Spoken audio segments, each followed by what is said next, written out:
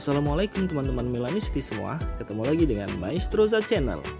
Sebelum nonton video-video kita, jangan lupa untuk di subscribe dan tonton videonya sampai habis ya, supaya Maestroza bisa terus semangat berbagi info tentang klub kesayangan kita, AC Milan.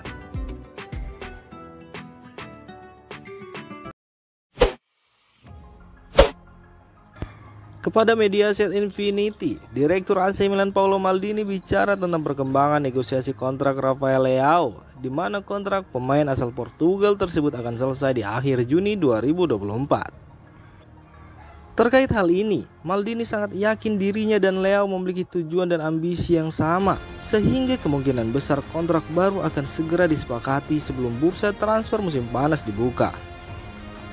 Kepercayaan diri kami semakin meningkat, namun ini bukan hari yang tepat untuk membahasnya.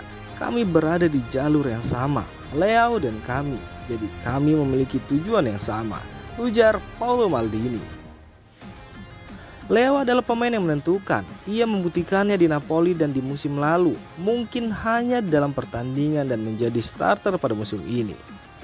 Konsistensi adalah masalahnya, namun ia telah berkembang pesat sejak pertama kali tiba di San Siro.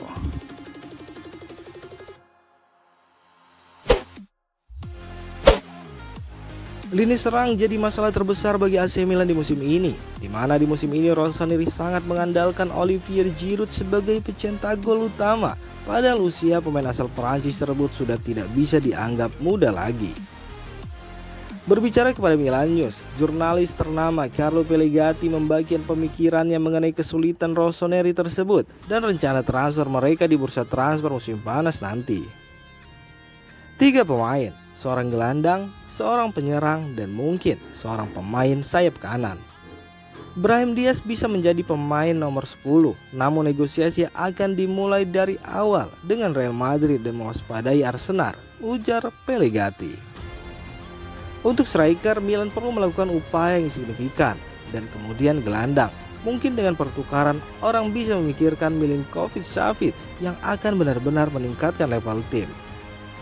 Striker merupakan yang tidak perlu dipikirkan lagi, sementara seorang gelandang bisa menjadi hal yang bagus untuk Milan karena pemain seperti Tommaso Pobega dan Astor Franks belum memberikan kontribusi yang signifikan.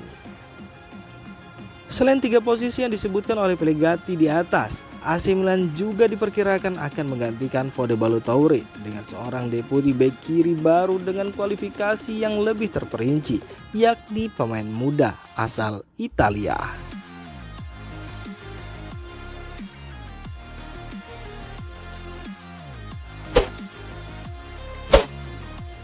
Brahim Diaz sukses menginspirasi kemenangan Rossoneri atas Napoli di leg pertama perempat final Liga Champions dengan melakukan serangan balik cepat yang merujung pada gol penentu kemenangan yang dicetak Ismail Benacer. Ini merupakan musim ketiganya secara beruntun di San Siro, di mana penampilannya terus meningkat dari tahun ke tahun. Brahim Diaz mengakhiri musim pertamanya di Italia dengan mencetak 5 gol dalam 27 penampilan. Diikuti dengan 4 gol dalam 29 pertandingan pada musim 2021-2022 dan 6 gol dalam 34 pertandingan musim ini. Berkat 4 asisnya, Brahim Diaz telah berkontribusi langsung dalam 10 gol Milan di musim ini. Namun demikian, masa depannya bersama raksasa Serie A itu masih belum pasti. Dengan Sky Sport Italia mengonfirmasi bahwa AC Milan tidak memiliki opsi untuk mempermanenkan statusnya di akhir musim. Relevo di Spanyol dan Sport Italia pertama kali melaporkannya pada bulan Februari lalu. Dengan tidak adanya opsi untuk membeli, Milan harus duduk bersama Real Madrid dengan harapan bisa mencapai kesepakatan ekonomi untuk mempertahankan pemain berusia 23 tahun itu secara permanen di San Siro.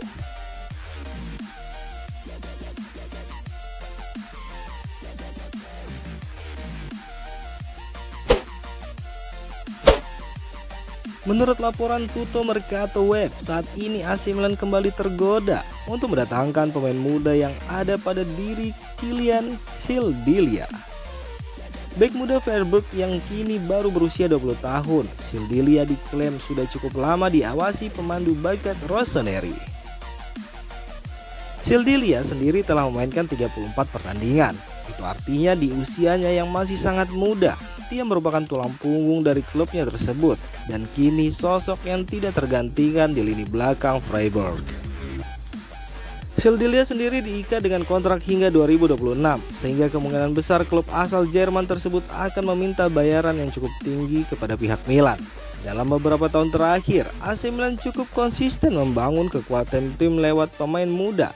Di tangan Paolo Maldini dan Ricky Massara, ada banyak pemain muda berbakat yang mulai unjuk gigi, seperti Malick Thiaw dan Pierre Kalulu.